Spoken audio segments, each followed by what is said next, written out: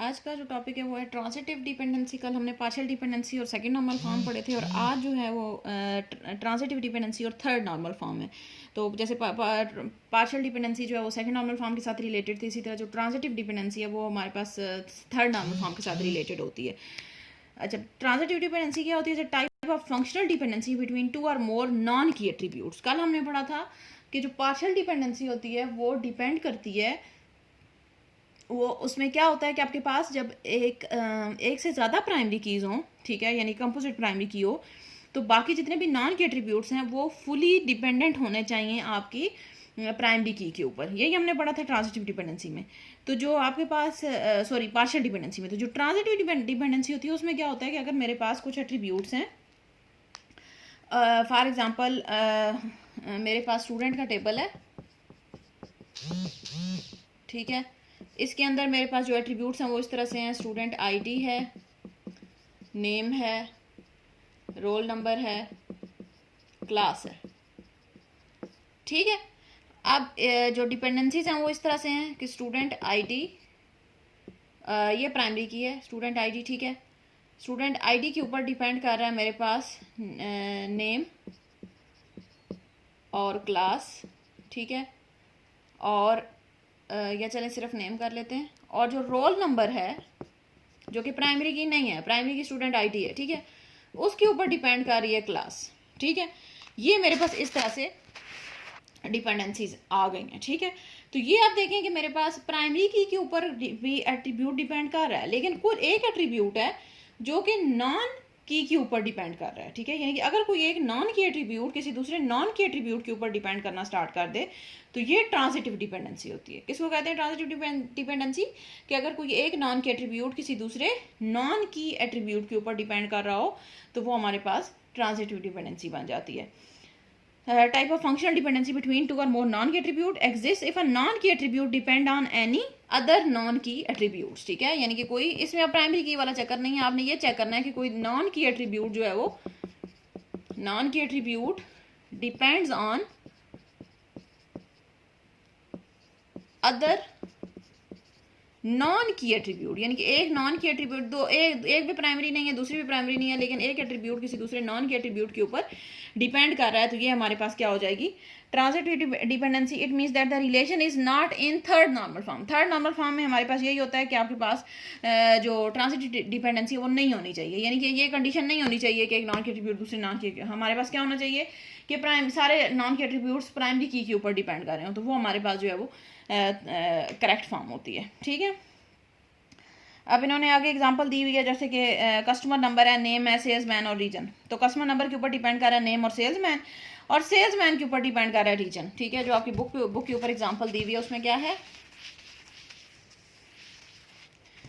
इसमें है आपके पास एक टेबल है जिसमें है कस्टमर नंबर, नेम, सेल्समैन और रीजन, ठीक है। ये हमारे पास है। फॉर एग्जांपल टेबल का नाम हम कस्टमर रख लेते हैं, ठीक है, और ये जो है वो इसमें प्राइमरी की है। अब जो डिपेंडेंसीज हैं वो इस तरह से हैं कि कस्टमर नंबर इसके ऊपर डिपेंड कर रहा है नेम और सेल्समैन, ठीक है, और जो सेल्समैन है इसके ऊपर डिपेंड कर रहा है रीजन, ठीक है। सेल्समैन जो कि प्राइमरी की नहीं है और रीजन भी प्राइमरी की नहीं है, यानी कि एक नॉन की एट्रीब्यूट दूसरे नॉन की एट्रीब्यूट के ऊपर डिपेंड कर रहा है, तो इसका मतलब ये हमारे पास ट्रांजिटिव डिपेंडेंसी आ गई, ठीक हो गया। अब इसमें भी वही तीनों एनॉमलीज हैं। इंसर्शन एनॉमली आ गई कि आप इंसर्ट नहीं कर सकते, ठीक है।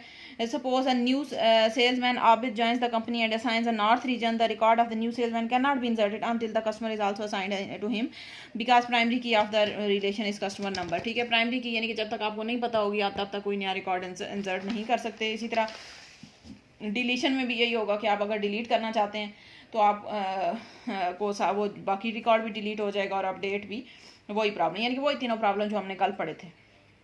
अब आ जाते हैं थर्ड नॉर्मल फॉर्म के ऊपर कि वो क्या होती है। थर्ड नॉर्मल फॉर्म जैसे अभी हमने पढ़ा ट्रांजिटिव डिपेंडेंसी जिसमें होगी वो, इसका मतलब वो थर्ड नॉर्मल फॉर्म में नहीं है, ठीक है। तो थर्ड नॉर्मल फॉर्म में कब होगा? अ relation is in third normal form if it is in second normal form. अब देखें पहले वही जैसे कल था सेकंड नॉर्मल फॉर्म का कि relation is in first second normal form if it is in first normal form. तो पहली कंडीशन ही वही थी कि वो फर्स्ट नॉर्मल फॉर्म में हो।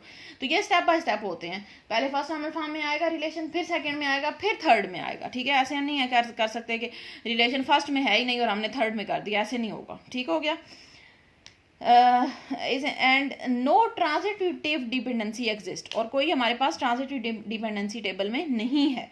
तो ये हमारे पास इसका मतलब है रिलेशन थर्ड नॉर्मल फॉर्म में है। थर्ड नॉर्मल फॉर्म की क्या डेफिनेशन होगी? थर्ड नॉर्मल फॉर्म की डेफिनेशन है कि रिलेशन, एक तो हमारे पास relation is in second normal form. ठीक है, एक तो रिलेशन आपका सेकेंड नॉर्मल फॉर्म में होना चाहिए। एंड नेक्स्ट है हमारे पास जो इसकी कंडीशन है कि know the relation do not have transitive dependency. ठीक हो गया। नॉर्मलाइजेशन रिमूव द, यानी कि सेकंड नॉर्मल फॉर्म में हमने पार्शियल डिपेंडेंसी रिमूव कर दी थी। अब थर्ड नॉर्मल फॉर्म में हमने चेक करना है कि अब आपको ये पता होना चाहिए कि जब हम ये कर रहे हैं तो इसमें आप पार्शियल डिपेंडेंसी नहीं होगी। अब जैसे देखें ये टेबल दिया हुआ है, इसमें कोई पार्शियल डिपेंडेंसी नहीं है, प्राइमरी की एक ही है, सारे उसके ऊपर डिपेंड कर रहे हैं। लेकिन अब एक ट्रांजिटिव डिपेंडेंसी आ गई कि ये हमारे पास एक नाम की एट्रीब्यूट दूसरे नाम के एट्रीब्यूट के ऊपर डिपेंड कर रहा है। ठीक है, तो ये बात याद रखनी है कि जब आप थर्ड में आ गए हैं तो अब इसमें पार्शियल डिपेंडेंसी का सवाल ही पैदा नहीं होता। अब इसमें पार्शियल डिपेंडेंसी नहीं हो सकती, वो आपने पहले से रिमूव कर दी है। ठीक है, अब थर्ड यानी कि ट्रांजिटिव हो सकती है, यानी कि एक नाम के एट्रीब्यूट दूसरे नाम के एट्रीब्यूट के ऊपर डिपेंड कर सकता है, ये प्रॉब्लम आ सकता है। सही हो गया। अब वही वाली एग्जांपल ली इन्होंने, सेल्स का टेबल बनाया हुआ है, कस्टमर नंबर है, नेम है, सेल्स मैन और रीजन, वही हमारे पास आ गए। और उसमें इन्होंने कहा कि a relation is in second normal form. अब सेकंड नॉर्मल फॉर्म में तो है because there is a single attribute, एक सिंगल एट्रीब्यूट है, प्राइमरी की है। अब जब एक ही हमारे पास प्राइमरी की, हमने कल पढ़ा था कि जब प्राइमरी की एक ही हो तो इसका मतलब है कि टेबल सेकंड नॉर्मल फॉर्म में होता ही होता है। क्यों? और ये सेकंड नॉर्मल फॉर्म में क्यों होता है? क्योंकि जब एक यहाँ पार्शियल डिपेंडेंसी होती ही ये है कि जब आपके पास एक से ज़्यादा जो है वो प्राइमरी कीज हों तो हमारे पास मसला बनता है। तो अब यहाँ पे हमारे पास है ही एक ही प्राइमरी की, तो ऐसा कोई प्रॉब्लम नहीं आएगा। ठीक हो गया। अच्छा, अब आगे देखें, transitive dependency exist in the relation. Transitive dependency क्या है कि रीजन जो है वो डिपेंड कर रहा है सेल्स के ऊपर, region is functionally dependent on salesman and salesman is functionally dependent on customer number. Salesman customer number के ऊपर डिपेंड कर रहा है। It means that the region is transitively dependent on customer number. ठीक हो गया।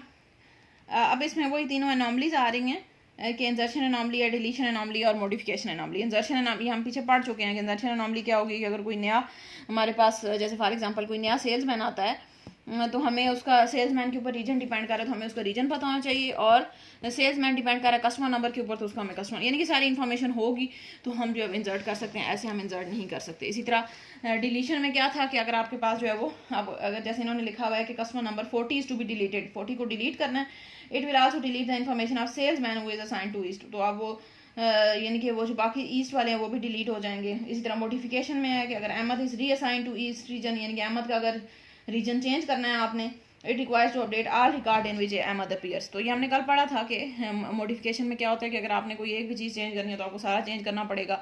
डिलीशन में अगर आप कहीं से एक रिकॉर्ड डिलीट करेंगे तो जहाँ जहाँ उसकी वैल्यू होगी वो आपको सारी डिलीट हो जाएगी। ठीक है। और इंजर्शन में क्या होता है कि अगर आपके पास कोई एक चीज़ आपने नई इंसर्ट करनी है तो आपका जो रिकॉर्ड होगा वो जब तक आपको कोई दूसरी एंटिटी के रिलेटेड इन्फॉर्मेशन नहीं पता होगी तो आप इंसर्ट नहीं कर सकते। ठीक है। अब ये ट्रांजिटिव डिपेंडेंसी को हम रिमूव कैसे करते हैं, क्योंकि ज़्यादा थर्ड नॉर्मल फॉर्म में तो लाना है ना आपने अपना टेबल, तो थर्ड नॉर्मल फॉर्म में लाने के लिए आपको ये कंडीशन है कि आपको ट्रांजिटिव डिपेंडेंसी जो है वो रिमूव करनी पड़ेगी। तो वो रिमूव करने के लिए आप क्या करेंगे, any transitive dependency are remove to convert a relation in from second normal form to third normal form. The above anomalies occur due to transitive dependency. Transitive dependency can be removed by decomposing the above relation into two relation. जैसे हमने कल किया था कि second normal form में लाने के लिए हमने क्या किया, वो जो दो अलग अलग डिपेंड कर रहे थे उनके हमने टेबल ही सेपरेट कर दिए थे। तो जब टेबल अलग अलग हो गए तो इसका मतलब है अब हमारी डिपेंडेंसीज भी रिमूव हो गई। तो थर्ड नॉर्मल फॉर्म में हमारे पास क्या होता है, थर्ड नॉर्मल फॉर्म में ये होता है कि आप ट्रांजिटिव डिपेंडेंसी को रिमूव करते हैं, यानी कि सेकंड नॉर्मल फॉर्म से थर्ड नॉर्मल फॉर्म में आप लेके आते हैं अपने टेबल को। अब ट्रांजिटिव डिपेंडेंसी में भी हम इसी तरह से टेबल को डीकम्पोज कर देते हैं, टेबल्स को अलग सेपरेट कर देते हैं। वो कैसे करेंगे आप देखें, आप एक टेबल आप ये बना दें जिसमें कस्टमर नंबर आएगा, नेम और सेल्समैन आ गया, ठीक है। और दूसरा टेबल आप ये बना दें, एक सेल्समैन और रीजन, यानी कि दो आपके पास टेबल ही अलग अलग हो जाएंगे। इनके नाम आप बेशक सेपरेट रख देंगे, यानी कि उसमें ये प्राइमरी की हो जाएगी, इसमें ये प्राइमरी की। इसमें आप लिख, इसका नाम फॉर एग्जांपल आप रख दें कस्टमर 1, इसका रख दें कस्टमर 2, ठीक हो गया। तो ये हमारे पास जो अब टेबल्स ही सेपरेट हो जाएंगे। जब टेबल सेपरेट हो गया, आप देखें इसमें कोई ना ट्रांजिटिव डिपेंडेंसी आ रही है ना कोई पार्शियल डिपेंडेंसी, ऐसे ही है ना।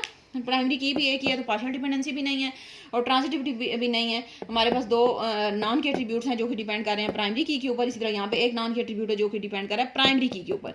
ये पहले क्यों मसला था कि ये सेल्समैन प्राइमरी की नहीं थी, इस वजह से प्रॉब्लम बन रहा था।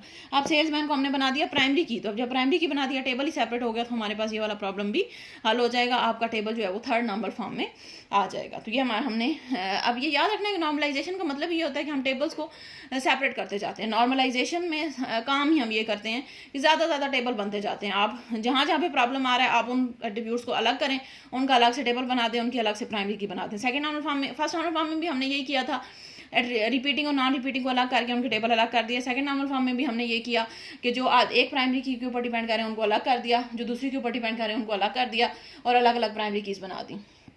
यहाँ पे भी हम यही करते हैं कि जो हमारे पास जो नॉन के एट्रीब्यूट दूसरे नॉन की पे डिपेंड कर रहा है उसको अलग करके उसका अलग टेबल बना के हम क्या करेंगे, उसको उसकी प्राइमरी की बना देंगे जिसके ऊपर डिपेंड कर रहा है, ताकि आपका ये वाला ट्रांजिटिव डिपेंडेंसी वाला प्रॉब्लम भी हल हो जाए। अब ये टेबल अलग सेपरेट करने के बाद भी आपने ये चेक करना होता है लाजमी कि अब तो इसमें कहीं ट्रांजिटिव डिपेंडेंसी नहीं आ रही, ठीक है, ये भी चेक करना है।